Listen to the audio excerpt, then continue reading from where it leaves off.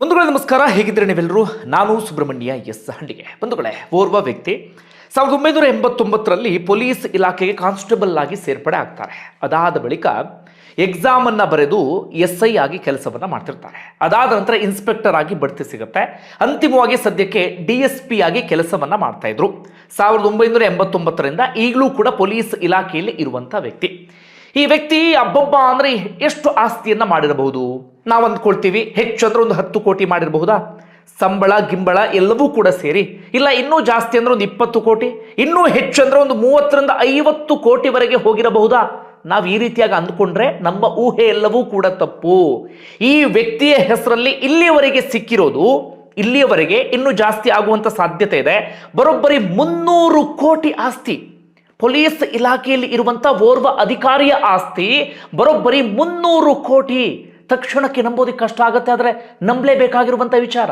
Police ಇಲಾಖೆಯಲ್ಲಿ ಅತಿ ದೊಡ್ಡ ಭ್ರಷ್ಟ ಅಂತ ಹೇಳಿ ಈ ವ್ಯಕ್ತಿ ಸದ್ಯ ಕರೆಸ್ಕೊಳ್ತಿದ್ದಾರೆ.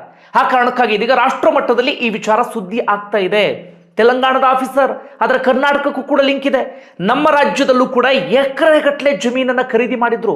ದೇವನಹಳ್ಳಿ ಅಂತಾರಾಷ್ಟ್ರೀಯ ವಿಮಾನ ನಿಲ್ದಾಣದ ಬಳಿ ಈ ವ್ಯಕ್ತಿಯ ಹೆಸರಲ್ಲಿ 1 ಎಕರೆ ಜಮೀನಿತ್ತು. ಅಲ್ಲಿ 1 ಎಕರೆ ಅಂದ್ರೆ ರೇಟ್ ಎಷ್ಟು ಅನ್ನೋದನ್ನ ನೀವೇ ಲೆಕ್ಕ ಹಾಕಿ. ಹಾಗೆ ಈ ವ್ಯಕ್ತಿಯ ಬಂಡವಾಳ ಬಯಲಾಗಿದ್ದು ಹೇಗೆ ಗೊತ್ತಾ? ಒಮ್ಮೊಮ್ಮೆ ನಾವು ಏನೇನೋ ಮಾಡಬಾರ್ದೆಲ್ಲವನ್ನೂ ಕೂಡ ಮಾಡಿರ್ತೀವಲ್ಲ, ಯಾವುದೋ ಒಂದು ರೂಪದಲ್ಲಿ ಸಿಕ್ಕಾಕೊಳ್ತೀವಿ ಅಂತ ಹೇಳಿ. ನಿಮಗೆ ಜಡ್ಜ್ ಕತೆ ಬಹಳ ಚೆನ್ನಾಗಿ ಗೊತ್ತಲ್ಲ. ಆ ಜಡ್ಜ್ ಕೂಡ ಬೇಕಾದಷ್ಟು ಹಣ ಅಂಥದ್ದೆಲ್ಲವನ್ನೂ ಕೂಡ ಸಂಗ್ರಹಿಸಿ ಮನೆಯ ಒಳಗಡೆ ಇಟ್ಕೊಂಡಿದ್ರು. ಆ ವ್ಯಕ್ತಿ ಹೊರಗಡೆ ಹೋದಂಥ ಸಂದರ್ಭದಲ್ಲಿ, ಹೋಳಿ ಹಬ್ಬದ ಸಂದರ್ಭದಲ್ಲಿ ಇದ್ದಕ್ಕಿದ್ದ ಹಾಗೆ ಆಕಸ್ಮಿಕವಾಗಿ ಮನೆಗೆ ಬೆಂಕಿ ಬೀಳುತ್ತೆ. ಆ ಬೆಂಕಿಯನ್ನು ಆರಿಸೋದಿಕ್ಕೆ ಅಂತ ಅಗ್ನಿಶಾಮಕ ದಳದ ಸಿಬ್ಬಂದಿ ಬರ್ತಾರೆ. ಅಗ್ನಿಶಾಮಕ ದಳದವ್ರು ಬಂದಾಗ ಜಡ್ಜ್ ಮನೆಯಲ್ಲಿ ಕಂತೆಗಟ್ಟಲೆ ನೋಟನ ನೋಡಿ ಸ್ವತಃ ಅವರೇ ಶಾಕ್ಗೆ ಒಳಗಾಗ್ಬಿಡ್ತಾರೆ. ಅಯ್ಯೋ ದೇವ್ರೆ, ನ್ಯಾಯಾಧೀಶರ ಮನೆಯಲ್ಲಿ ಈ ಪರಿಯಾದಂಥ ದುಡ್ಡೆ, ಗೌರವಾನ್ವಿತ ನ್ಯಾಯಾಧೀಶರ ಮನೆಯಲ್ಲಿ ಅಂತೇಳಿ ಅವರು ಶಾಕ್ ಆಗ್ತಾರೆ. ಆ ವಿಚಾರ ಪೊಲೀಸ್ ಇಲಾಖೆ ಗಮನಕ್ಕೆ ಬರುತ್ತೆ. ಅಲ್ಲಿಂದ ಯಾರ್ಯಾರ ಗಮನಕ್ಕೆ ಹೋಗ್ಬೇಕು ಅಲ್ಲಿವರೆಗೆ ಹೋಗುತ್ತೆ. ಅದಾದ ನಂತರ ಏನೇನಾಯ್ತು ಅನ್ನೋದು ನೀವೆಲ್ಲರೂ ಕೂಡ ಗಮನಿಸಿದ್ರಿ. ನೋಡಿ, ಅಪ್ಪಿ ಅವತ್ತೇನಾದ್ರೂ ಮನೆಯಲ್ಲಿ ಬೆಂಕಿ ಕಾಣಿಸ್ಕೊಂಡಿಲ್ಲ ಅಂತ ಆಗಿದ್ರೆ ಈ ನ್ಯಾಯಾಧೀಶರು ಇವತ್ತಿಗೂ ಕೂಡ ನ್ಯಾಯಾಧೀಶರಾಗಿ ಕೆಲಸವನ್ನ ಮಾಡ್ತಾ ಇದ್ರು. ಇವತ್ತಿಗೂ ಕೂಡ ಏನೇನು ಮಾಡಬೇಕು, ಹೇಗೆ ದುಡ್ಡನ್ನು ಪಡಿಬೇಕು ಎಲ್ಲವನ್ನೂ ಕೂಡ ಪಡಿತಾ ಇದ್ರು. ಆದರೆ ಯಾವುದೋ ಒಂದು ರೂಪದಲ್ಲಿ ಸಿಕ್ಕಾಕೊಂಡ್ರು. ಈ ವ್ಯಕ್ತಿಯ ವಿಚಾರದಲ್ಲೂ ಕೂಡ ಆಗಿದ್ದದೆ. ಸ್ವತಃ ಈ ವ್ಯಕ್ತಿಯ ಡೈರಿಯನ್ನು ಒಂದು ಬರೆದಿಟ್ಟಿರ್ತಾರೆ. ಏನಂತ? ನಾನು ಎಲ್ಲೆಲ್ಲಿ ಎಷ್ಟೆಷ್ಟು ಬೇನಾಮಿ ಆಸ್ತಿಯನ್ನ ಮಾಡಿದ್ದೇನೆ, ಯಾರ್ಯಾರ ಹೆಸರಲ್ಲಿ ಬೇನಾಮಿ ಆಸ್ತಿ ಇದೆ, ಎಲ್ಲ ಲಿಸ್ಟ್ ನೀಟಾಗಿ ಅಧಿಕಾರಿಗಳಿಗೆ ಸಿಕ್ಕಿಬಿಡ್ತು. ಹೀಗಾಗಿ ಅಧಿಕಾರಿಗಳಿಗೆ ಹೆಚ್ಚಿನ ಕೆಲಸವೇ ಇಲ್ಲದಂಥ ಪರಿಸ್ಥಿತಿ ಎದುರಾಗಿ ಬಿಡ್ತು. ಸದ್ಯಕ್ಕೆ ಒಂದಷ್ಟು ದಿನಗಳ ಕಾಲ ಹೈಡ್ರಾಮಾ ಎಲ್ಲವೂ ಕೂಡ ನಡೀತು. ಜನರ ಆಕ್ರೋಶ ಜಾಸ್ತಿ ಆಗ್ತಿದ್ದ ಹಾಗೆ ಕೊನೆಗೂ ಈ DSPಯನ್ನ ಅರೆಸ್ಟ್ ಮಾಡಲಾಗಿದೆ. ಏನಿದು ಪ್ರಕರಣ? ಸಂಪೂರ್ಣ ವಿವರವನ್ನು ಗಮನಿಸ್ತಾ ಹೋಗೋಣ.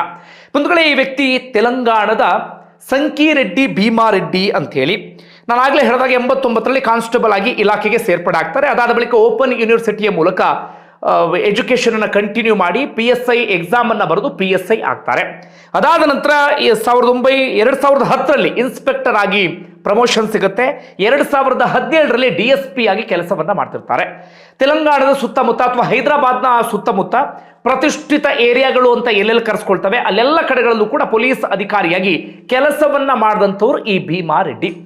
ಏನಾಗಿತ್ತು? ಈ ಭೀಮಾರೆಡ್ಡಿ ಯಾವಾಗಲೂ ಕೂಡ ಐಷಾರಾಮಿ ಕಾರುಗಳಲ್ಲೇ ಓಡಾಡ್ತಾ ಇದ್ದರು, ವಿಲ್ಲಾಗಳಲ್ಲೇ ವಾಸವನ್ನ ಮಾಡ್ತಾ ಇದ್ದರು. ಅಂದ್ರೆ ಮೇಲ್ನೋಟಕ್ಕೆ ಒಂದು ರೀತಿಯಲ್ಲಿ ಐಷಾರಾಮಿ ಜೀವನ ಎಲ್ಲರ ಕಣ್ಣಿಗೂ ಕೂಡ ಕಾಣಿಸ್ತಾ ಇತ್ತು.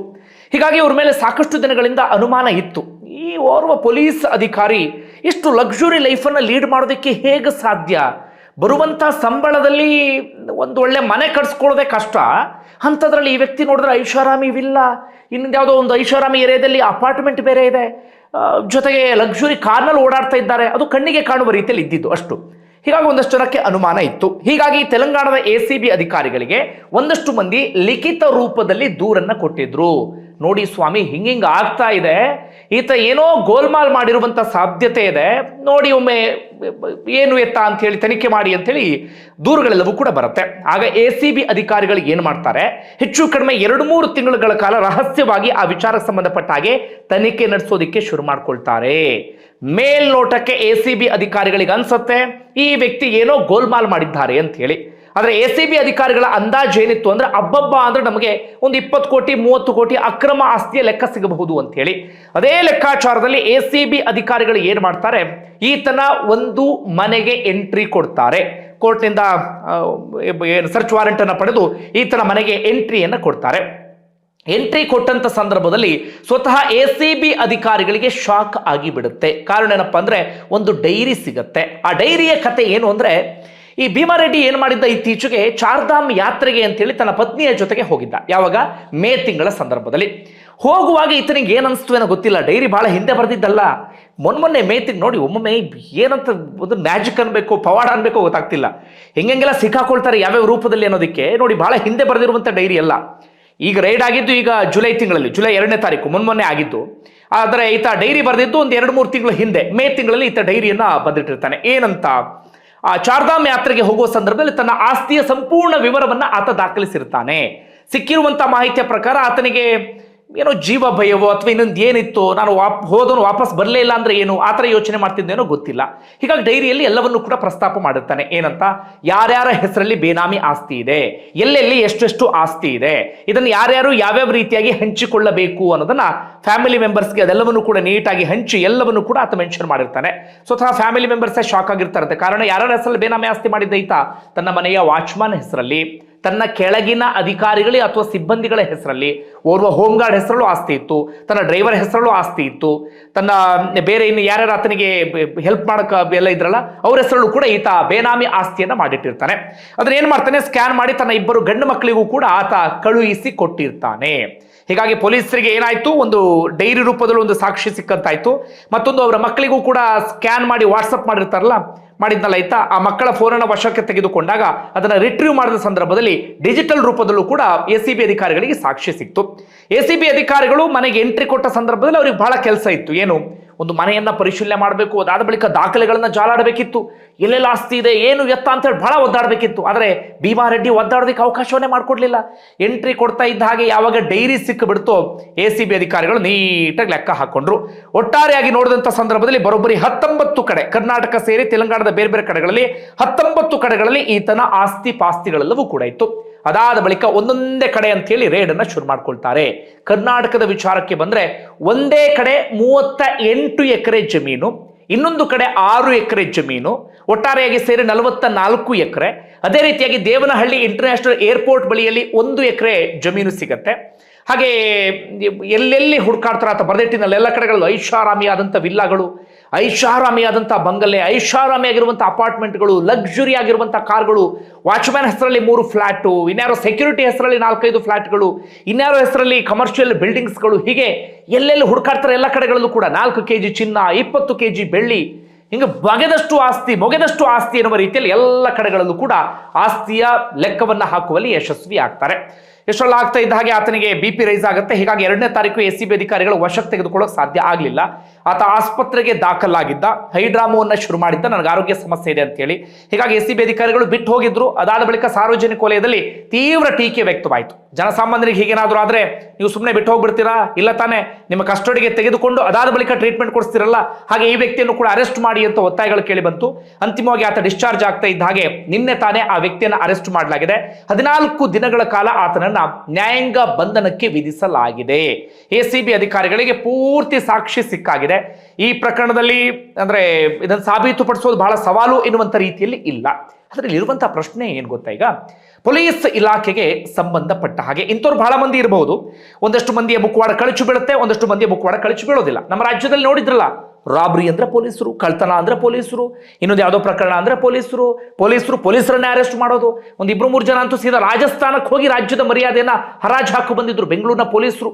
ಅಲ್ಲೆಲ್ಲೋ ವರದಕ್ಷಿಣೆ ಕಿರುಕುಳ ಪ್ರಕರಣದ ಅಂತೇಳಿ ಆತನ ಹುಡ್ಕೊಂಡೋಗಿ ಆತನ ಹತ್ರ 40 ಲಕ್ಷ ರೂಪಾಯಿ ಲಂಚಕ್ಕೆ ಡಿಮ್ಯಾಂಡ್ ಅನ್ನು ಮಾಡಿದ್ರು. ಹಿಂಗೆಲ್ಲವೂ ಕೂಡ ಆಗುತ್ತಲ್ಲ. ಈಗ ನೀವು ಯೋಚನೆ ಮಾಡಿ ಬಂಧುಗಳೇ, ಈತ 1989ರಿಂದಲೂ ಕೂಡ ಕೆಲಸವನ್ನ ಮಾಡ್ತಿದ್ದಾನೆ. ಆರಂಭದಲ್ಲಿ ಕಾನ್ಸ್ಟೇಬಲ್ ಆಗಿ, ಅದರ ಬಳಿಕ PSI, ಇನ್ಸ್ಪೆಕ್ಟರ್ ಆಗಿ, DSP ಆಗಿ ಆತ ಕೆಲಸವನ್ನ ಮಾಡ್ತಾ ಇದ್ದ. 300 ಆತನ ನೀಟಾಗಿ ಆತನ ಸಂಬಳದ ಲೆಕ್ಕಾಚಾರವನ್ನು ಹಾಕಿದ್ರೆ ಎಷ್ಟು ಆಸ್ತಿ ಮಾಡಬಹುದು ಅನ್ನೋದು ನೀವೇ ಲೆಕ್ಕ ಹಾಕಿ. ಬರುವಂತ ಸಂಬಳ ಸ್ವಲ್ಪ ಗಿಂಬಳವನ್ನ ಪಡ್ಕೊಂಡಿದ್ದ ಅಂತ ಇಟ್ಕೊಳ್ಳಿ, ಎಷ್ಟು ಆಸ್ತಿಯನ್ನ ಮಾಡಬಹುದು.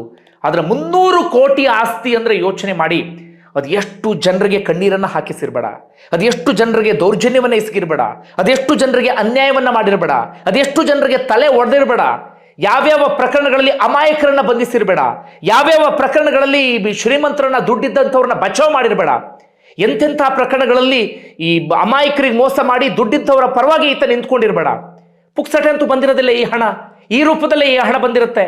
ಒಂದು ಅಮಾಯಕರನ್ನ ಹೆದರಿಸಬೇಕು, ಬೆದರಿಸಬೇಕು, ಅಮಾಯಕರ ವಿರುದ್ಧ ದೌರ್ಜನ್ಯ ನಡೆಸಿರ್ಬೇಕು, ಶ್ರೀಮಂತರ ಬೂಟ್ ನೆಕ್ಕಿರಬೇಕು, ಶ್ರೀಮಂತರ ಕಾಲನ್ನ ತೊಳೆದು ಅದನ್ನ ನೀರನ್ನು ಕುಡಿದಿರಬೇಕು.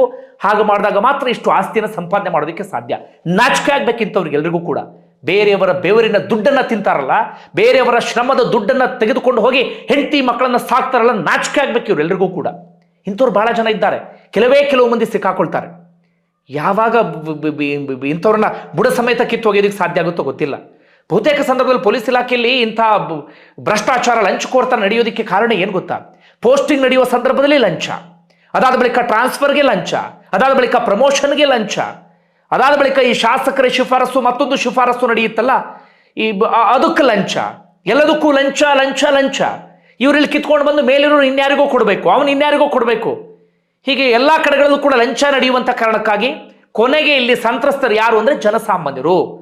ಪೊಲೀಸ್ ಇಲಾಖೆ ಅಂದರೆ ಜನ ಅದ್ರ ರೀತಿಯಲ್ಲಿ ಹೆದರ್ಕೊಳ್ಳುವಂಥ ಪರಿಸ್ಥಿತಿ, ಅಲ್ಲಿಗೆ ಹೋದರೆ ನಮಗೆ ನ್ಯಾಯ ಸಿಗಲ್ಲ ಎನ್ನುವಂಥ ಪರಿಸ್ಥಿತಿ ನಿರ್ಮಾಣ ಆಗಿಬಿಡುತ್ತೆ. ಎಲ್ಲರೂ ಹೀಗೆ ಅಂತಲ್ಲ, ಒಂದಷ್ಟು ಜನ ಅದ್ಭುತರು ಇದ್ದಾರೆ, ಆದರೆ ಇಂಥವರಿಂದಾಗಿ ಎಲ್ರಿಗೂ ಕೂಡ ಕೆಟ್ಟ ಹೆಸರು. ಬಂಧುಗಳ ಒಟ್ಟಾರೆ ಏನಿಸ್ತಾ ಕಮೆಂಟ್ ಬಾಕ್ಸಲ್ಲಿ ಮೆನ್ಷನ್ ಮಾಡಿ. ಧನ್ಯವಾದ ವಿಡಿಯೋ ನೋಡಿದ್ದಕ್ಕಾಗಿ.